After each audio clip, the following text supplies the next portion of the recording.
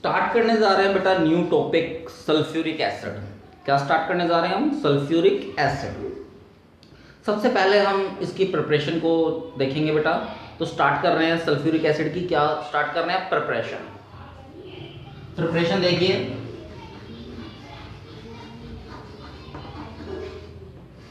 Preparation में sulphur, बेटा sulphur जैसी ऑक्सीजन की प्रेजेंस में आएगी और आप इसे हीट करेंगे तो क्या बन जाएगा? Sulphur dioxide.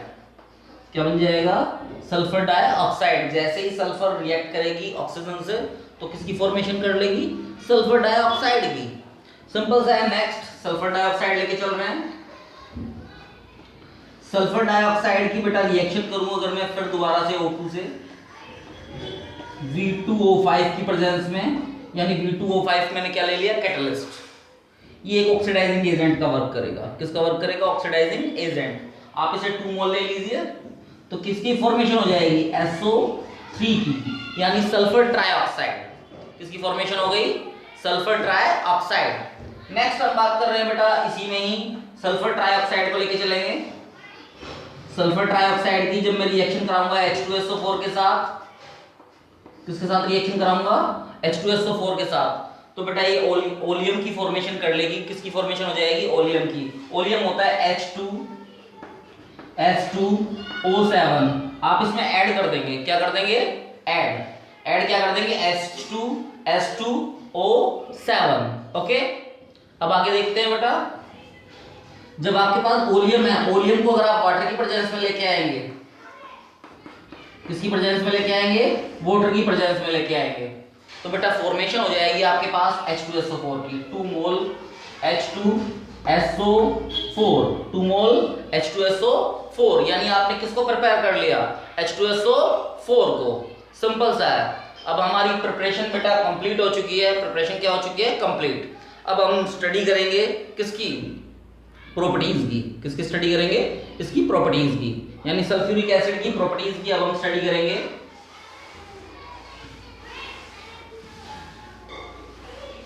किसकी स्टडी करने वाले हैं? अब हम प्रॉपर्टीज की स्टडी करने वाले हैं। सल्फ्यूरिक एसिड में अब हम स्टडी कर रहे हैं प्रॉपर्टीज के बारे में। जो आपका H2SO4 है, सल्फ्यूरिक एसिड है बेटा, वो कलरलेस है, डेंस है और ऑयली लिक्विड है। क्या है? Oily liquid. इसकी जो स्पेसिफिक ग्रेविटी है, क्या है? स्पेसिफिक ग्रेविटी 1.84 है at 298 kelvin. At 298 kelvin. Freezing point है जो इसका बेटा 283 केल्विन है, एंड जो बॉइलिंग पॉइंट है 611 केल्विन है। 611 केल्विन। ये स्ट्रॉन्ग ऑक्सीडाइजिंग एजेंट क्या करता है? Strong oxidising agent behaviour show करता है। Strong oxidising agent.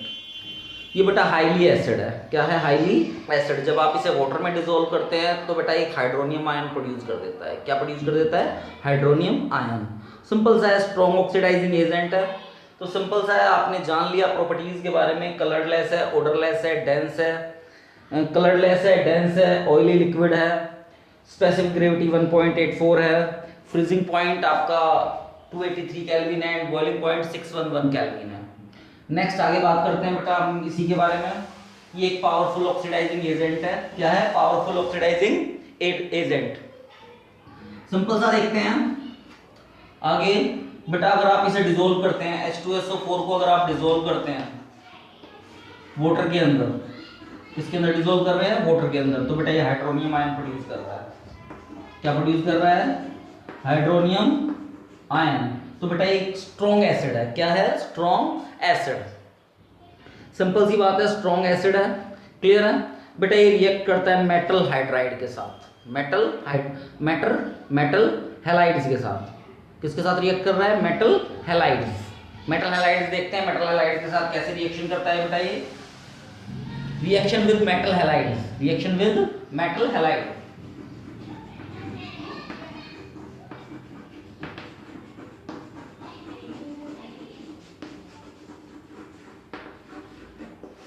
Metal halide में बेटा 2mx लेंगे आप। ये मेटल है, ये हैलाइड्स है। क्लियर है? 2mx लेंगे प्लस इसकी H2SO4 के साथ रिएक्शन करेंगे। H2SO4 के जब आप किसके साथ, जब आप इसे रिएक्ट करेंगे तो बेटा ये किसकी फॉर्मेशन कर देगा? बताइए किसकी फॉर्मेशन कर देगा? ये H2 की फॉर्मेशन करे, अब H2HX की फॉर्मेशन कर दी इसने, प्लस M2SO4 की फॉर्मेशन कर देगा। किसकी फॉर्मेशन कर देगा? M2SO4 की। सिंपल सी बात है। तो यानी मेटल हैलाइड्स के साथ आपने इसकी रिएक्शन करा दी है। मेटल हैलाइड्स की रिएक्शन किसके साथ करा रहे हैं? H2SO4 के साथ। तो हाइड्रोजन हैलाइड्स की फॉर्मेशन हो जाएगी और M2SO4। क्लियर है? ये फॉर्मेशन हो जाएगी, यानी मेटल की रिएक्शन आपने इसकी कंप्लीट कर ली है। मेटल की रिएक्शन कंप्लीट करने के बाद हम इसकी रिएक्शन करा रहे हैं। किससे रिएक्शन करा रहे हैं हम इसकी? कार्बोहाइड्रेट से। किससे रिएक्शन करा रहे हैं? कार्बोहाइड्रेट। कार्बोहाइड्रेट से जब आप इसकी रिएक्शन कराएंगे C12H22O11, जब आप इसके अंदर ऐड करेंगे कॉन्सेंट्रेटेड H2SO4, तो बेटा फॉर्मेशन हो जाएगी CO2 plus water, CO2 plus water की, क्योंकि ये एक स्ट्रॉन्ग ऑक्सीडाइजिंग एजेंट है। कार्बन किस में कन्वर्ट हो जाएगा? कार्बन डाइऑक्साइड में। और हाइड्रोजन किस में कन्वर्ट हो जाएगा? वाटर के अंदर। तो ये 12 कार्बन डाइऑक्साइड और 11 वाटर आपका कंप्लीट हो गया है। सिंपल सा है। अगर इसके अंदर देखिए बेटा, सिंपल सी बात है, मेटल की भी अगर रिएक्शन कराएंगे, किसकी रिएक्शन कराएंगे? मेटल की। अगर मेटल की H2SO4 के साथ रिएक्शन कराएंगे, यानी जिंक ले लीजिए, जिंक की H2SO4 के साथ रिएक्शन कराते हैं, तो बेटा फॉर्मेशन होती है, किसकी फॉर्मेशन होती है? H2 की। किसकी फॉर्मेशन हो जाती है? H2 की। सिंपल सा है, देखिए ZnSO4 plus H2 gas.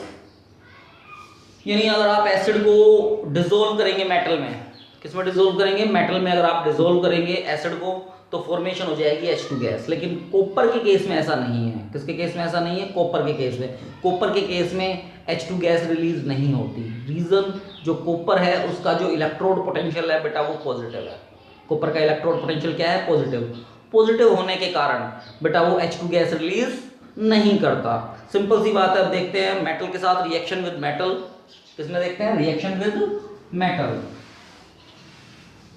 Properties में अब हम देख रहे हैं reaction with metal.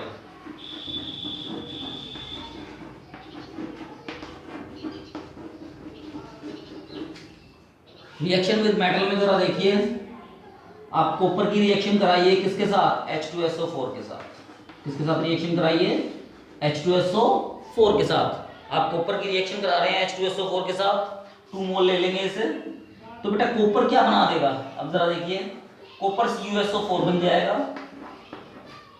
Plus SO2 gas plus H2O plus H2O, 2 मोल है तो 2H2O।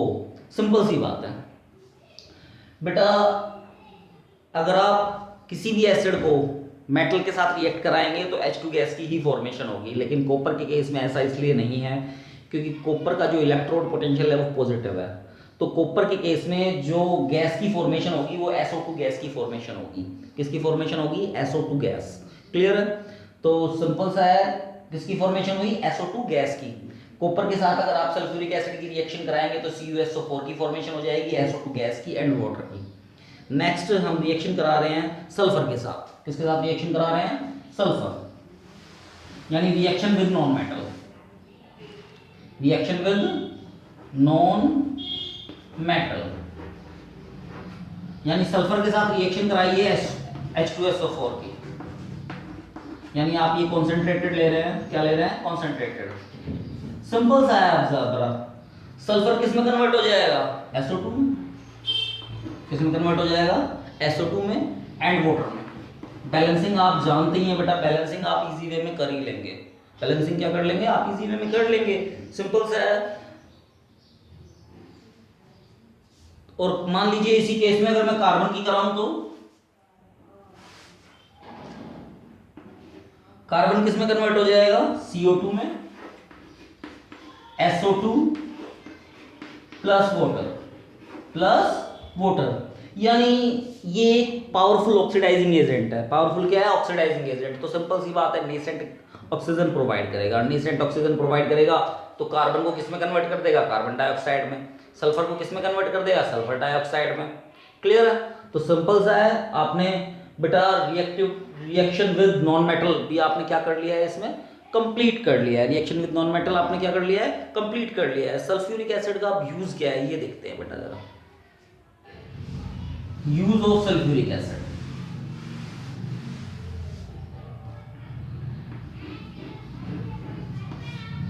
Use of sulphuric acid.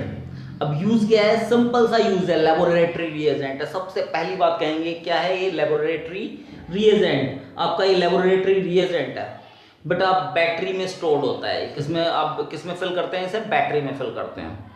Simple सी बात है, बैटरी में आप फिल कर रहे हैं इसे, पहला पॉइंट बैटरी में फिल कर रहे हैं, दूसरा पॉइंट लेबोरेटरी रिएजेंट है मेटलर्जी प्रोसेस। मेटलर्जी प्रोसेस के अंदर ये यूज हो रहा है।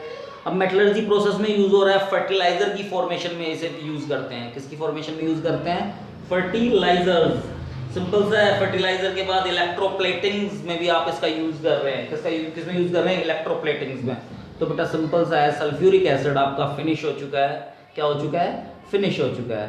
And next new topic, oxo acid. क्या स्टार्ट करने जा रहे हैं, न्यू टॉपिक ऑक्सो एसिड। तो फर्स्ट ऑक्सो एसिड के बारे में बात करेंगे हम। फर्स्ट है H2S2O3।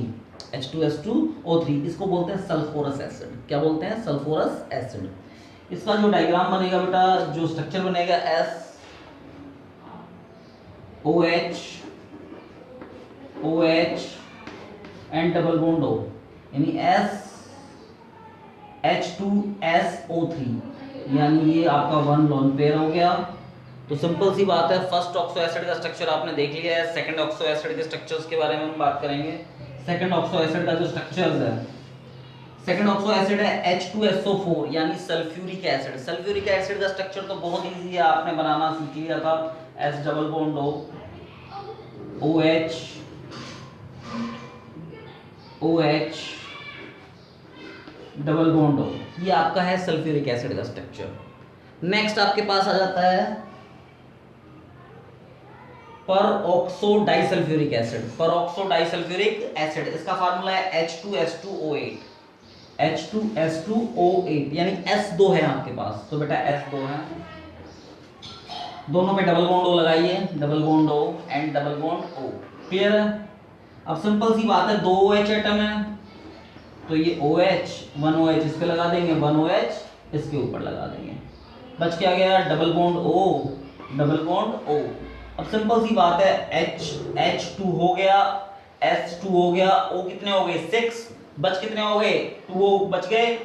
तो सिंपल सी बात है, ये हम 2 O इनके बीच में लगा देंगे, तो बेटा ये बन जाएगा पर ऑक्सो डाइसल्फ्यूरिक एसिड। पर ऑक्सो डाइसल्फ्यूरिक एसिड। लास्ट हमारे पास बचा हुआ है, लास्ट क्या बचा हुआ है, पायरोसल्फ्यूरिक एसिड। पायरोसल्फ्यूरिक एसिड, बेटा इसे हम रब कर देते हैं। नेक्स्ट हम देखते हैं पायरोसल्फ्यूरिक एसिड। पायरोसल्फ्यूरिक एसिड क्या होता है,